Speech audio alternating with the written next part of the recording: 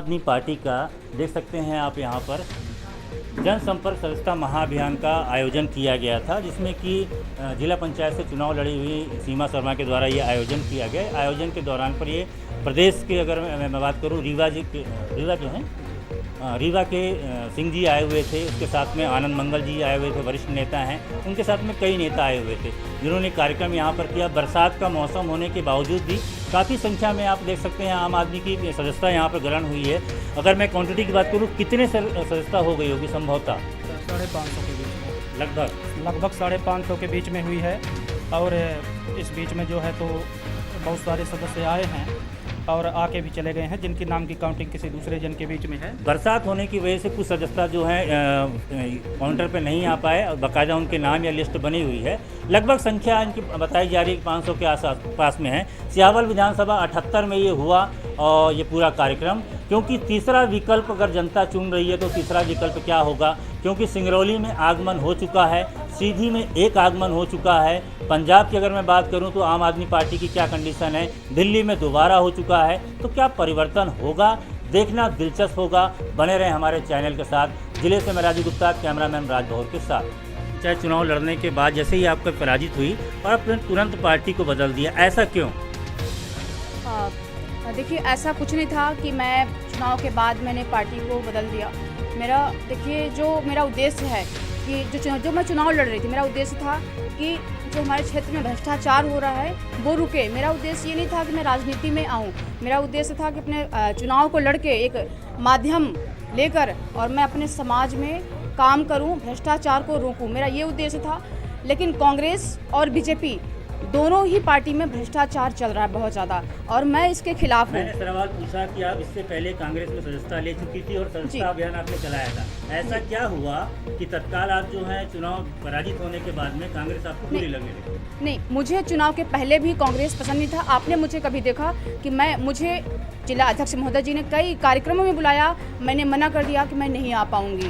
कम से कम 10 कार्यक्रमों में बुलाया होगा, मैंने नहीं गई, क्योंकि मुझे कांग्रेस पार्टी का काम मुझे पसंद नहीं था, क्योंकि भ्रष्टाचार में कांग्रेस पार्टी विलिप्त है, जेपी पार्टी विलिप्त है। इसलिए मैं कांग्रेस को पद को छोड़ा। मुझे सम्मान भी नहीं मिला यहाँ पर। ये चाहते हैं कि मेरे पीछे पीछे ये झंडा लेकर के घूमे कि कमलेश्वर भैया जिंदाबाद जिंदाबाद, तो मैं झूठा जिंदाबाद नहीं करूंगी। अगर काम करेंगे जनता के लिए, भ्रष्टाचार के खिलाफ रहेंगे, तो मैं जरूर झंडा लेकर के मैं बोलती कमलेश्वर भैया जिंदाबाद। लेकिन इन्होंने इतना ज़्यादा भ्रष्टाचार किया है, कोई समाज का विकास नहीं कर रहे हैं। आज जनता यहाँ की लाइट से परेशान है, रोड से परेशान है, शिक्षा नहीं है, स्वास्थ्य नहीं है। आपको जो है इतना बड़ा पद दिया गया है, इसके बाद हम आपके पीछे पीछे झंडा लेकर के घूमें। और आप कितना सम्मान देते हैं, आप सम्मान देते नहीं हैं, आप सम्मान लेना चाहते हैं। जनता को जब वोट ले लेते हैं तो आप जनता को ठुकरा देते हैं। लड़ाई जारी रहेगी, ये लड़ाई जारी रहेगी। अब हमारा संघर्ष है आम आदमी पार्टी में मैं डट कर काम करूंगी, क्योंकि जो मेरी सोच है कि मैं भ्रष्टाचार के खिलाफ जो हूँ, आज वो जो आम आदमी पार्टी ही है जो भ्रष्टाचार के खिलाफ है, और मेरी जो सोच है आम आदमी पार्टी से मिलती है। इसलिए जो है मैं आम आदमी में जुड़कर और अपने क्षेत्र का विकास करूंगी, बदलाव करूंगी और कोशिश करूंगी जो भ्रष्टाचार हो रहा है हमारे क्षेत्र में वो मैं कम करूंगी। बीडी शर्मा जी की स्पीच हमने सुनी है, उन्होंने कभी रीवा सीधी रोड का उल्लेख किया। इस आपके चैनल के माध्यम से कहना चाहूँगा कि अगर बीडी शर्मा जी की दोनों आंख मजबूत है और दिखता है तो सीधी और सिंगरौली भी देख लें। अगर थोड़ी सी नैतिकता, थोड़ी सी ईमानदारी, थोड़ी सी शुचिता बची है तो 12 साल 2012 में मंजूर हुई है और आज तक रोड बना नहीं पाए। बात रोड की करते हैं, खुद में कमी है, दूसरों से जलते हैं, चेहरा धो नहीं सकते, शीशा बदलते हैं। आज तो उसी रोड से गए होंगे सिंगरौली। कितनी महंगी गाड़ी से जाते हैं, कितनी लग्जरी गाड़ी से जाते हैं कि रोड के अंदर ट्रैक्टर में चढ़ा के एक बार भेज दीजिए, दोबारा सीधी सिंगरौली नहीं आएगी। बीडी शर्मा मेरा वादा। राजनीति सेवा भावना और विचारधारा की लड़ाई है। जब विचारधारा, जैसे अभी आपने देखा होगा, मैंने अपने स्पीच में भी ये कहा, क्या विकास के लिए 42 साल कम होते हैं? 10 साल 5 साल में काया पलट, 7 साल में दिल्ली की काया पलट गई। मैं गलत तो नहीं बोला? अगर बोला हूँ तो क्षमा। विधानसभा के अंदर अगर तुलना की जाए तो 3 विधानसभा 4 विधानसभा आते हैं, क्या परिवर्तन होगा? कांग्रेस के दम में तो नहीं है परिवर्तन करना, जो है उसे बचा ले, यही मुश्किल काम है। आम आदमी पार्टी की तरफ जिस तरह से लोग उसके विचारधारा से प्रभावित होकर झुक रहे हैं, अगली लड़ाई आम आदमी पार्टी और भारतीय जनता पार्टी की होगी। भारतीय जनता पार्टी के बीडी शर्मा जी कल कार्यक्रम में आए थे, आपने देखा, कार्यक्रम को भी देखा, जिस प्रकार से यातायात नियम का उल्लंघन किया गया और जिस प्रकार से सारी चीज़ें हुई, इस पर क्या प्रशासन को कार्रवाई नहीं करनी चाहिए थी? बिल्कुल करनी चाहिए थी, पर जिसकी लाठी उसकी, जिसकी लाठी उसकी भैंस। इनके खिलाफ कोई कार्यवाही करेगा? क्या कहना चाहिए? कहना क्या चाहेंगे? बड़ा निंदनीय काम है। और वो जनता को क्या संदेश दे रहे हैं? सत्ता में बैठे हैं, सत्ता पक्ष से आए थे, और एक तरफ पुलिस प्रशासन आम आदमियों से हेलमेट लगाने के लिए, यातायात नियमों का पालन करने के लिए प्रतिदिन पूरे जिले से हमको लगता है कि लाखों की वसूली हो रही है, और एक तरफ बड़े बड़े लोग उसी नियम का उल्लंघन कर रहे हैं। इसकी जितनी निंदा की जाए वो कम। आनंद मंगल जी, आप कांग्रेस में कितने साल सेवा दे चुके थे? 13 साल। 13 साल। 13 साल के बाद में ऐसा क्या हुआ कि आपको कांग्रेस का घर छोड़कर आम आदमी का दामन थामना पड़ा? मान्य जी, मैं आपसे कहना चाहूँगा, इन 13 साल के बीच में अगर कांग्रेस पार्टी 15 महीने के लिए सरकार में ना आई हो तो शायद मैं कांग्रेस, इन 15 महीनों में हमने जो कांग्रेस की कार्यशैली और क्रियाकलाप देखा, उससे मेरा मन बड़ा व्यथित हुआ कि जब तक ये सत्ता में नहीं रहते तब तक तो कुछ बड़ी बड़ी बातें करते हैं, कुछ और करते हैं, पर जब सत्ता में पहुंच जाते हैं तो कुछ और करते हैं। वो मेरे मन को बड़ा व्यथित किया और मैं कांग्रेस पार्टी से। कांग्रेस पार्टी ने आपको बड़ा पद भी दिया था। नहीं, इतना बड़ी पद दिया था कि राष्ट्रपति वाला पद मुझे ही दे दिया। राष्ट्रपति वाला पद, इतना बड़ी पद दिया था कि राष्ट्रपति से नीचे मेरा पद नहीं। और ये कांग्रेस के नेताओं से पूछिए कि मुझे क्या दिया। और मैंने 13 साल पूरी ताकत के साथ कांग्रेस के साथ काम किया, शायद आप भी जानते हैं, आप भी जानते हैं। लेकिन कांग्रेस में एक चीज़, 2-3 चीज़ का अभाव है। जब तक विपक्ष में रहती है तो उसकी बाणी कुछ और रहती है, और जैसे सत्ता में आती है तो उसकी कार्यशैली कुछ और हो जाती है। ये हमने इन 13 साल के बीच में जो 15 महीने की सत्ता थी उस पर ये अनुभव किया। दूसरी बात, कांग्रेस परिवारवाद से असीमित ग्रसित थे। जहाँ खड़े हैं वहाँ भी देख लीजिए।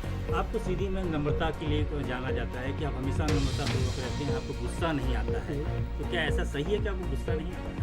अब ये तो आकलन आप करेंगे, क्या आता है? अपने आप को संयमित रखता हूँ। जनसंपर्क सदस्यता महाअभियान सियावल विधानसभा में आयोजित किया गया, इसके पीछे का उद्देश्य क्या था और सियावल विधानसभा को ही क्यों चुना? देखिए, राजनीतिक दल कोई भी होगा, अपने सदस्य संख्या बढ़ा करके अपनी आवाज़ को बड़ा करने के लिए प्रजातंत्र में हमेशा प्रयास करते हैं। हम अभी से ही चुनाव के मोड में हैं, हम जनता तक पहुंच करके अपनी बात बताना चाह रहे हैं, और हमारी पार्टी केवल वोट लेने की पार्टी है। हम सत्ता परिवर्तन के लिए नहीं, व्यवस्था परिवर्तन के लिए आए। तो जो भी साथी हमारे हैं या भारत के नागरिक हैं जो इस बात से इत्तेफाक रखते हैं कि हमारे जागरूक होकर के राजनीतिक दृष्टिकोण रख के अगर सक्रिय होने से व्यवस्था परिवर्तन संभव है, तो उन सभी साथियों को बुला करके हम जगह जगह जाते हैं। सियावल की मिट्टी ने 75 साल में ज़्यादा बदलाव नहीं देखा। लोगों ने बताया कि एक व्यक्ति विशेष के पास 42 साल से सत्ता है।